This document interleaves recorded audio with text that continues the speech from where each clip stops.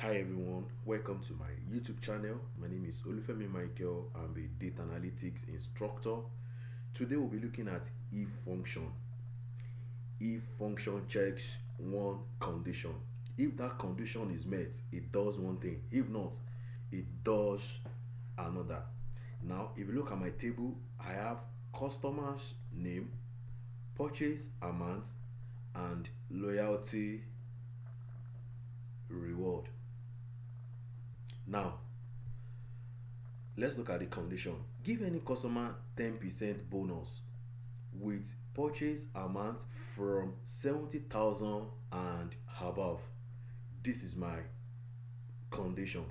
Now, if you look at my second sheet, I have the same table but two conditions. Give any customer 10% bonus with purchase amount from 70,000 and above, but 3% if 30,000 and above. So this one we have two conditions using the same if. Now let's go back to the first sheet. Now let me start. Equals to if this purchase amount is greater than 70,000, comma, value if true, give 10% of the purchase amount, comma, value if false. What if the condition is not met? Then we want if to return 0. That is nothing. They won't get anything. Close my bracket and hit my enter. Now if you look at here, we have 7,075 naira. So this person met the condition. Purchase amount from 70,000 and above. Now I will autofill and let's see. Now let's look at row 4, love happiness. Look at here, empty, empty, right? Which means that this person did not get anything. The other person, Odega Williams, row 6, did not get anything. The other person, row 9, did not get anything, which means that they didn't meet the condition.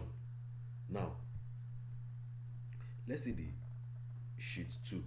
Now give any customer 10% bonus with purchase amount from 70,000 and above, but 3% if 30,000 and above.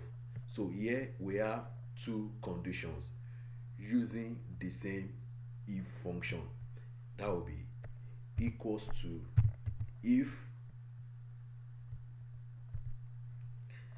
this cell is greater than 70,000, comma, value if true, return 10% of the purchase, comma, then instead of putting my 0, since I'm not dealing with one condition, then I will put if again. If, since I'm dealing with two conditions, if this purchase amount is greater than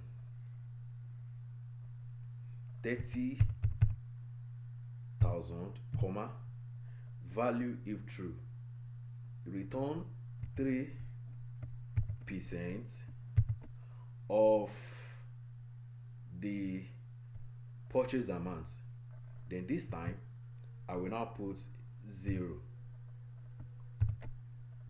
Then the second bracket, since I'm dealing with two ifs, I'm writing two conditions. Then I will hit my enter.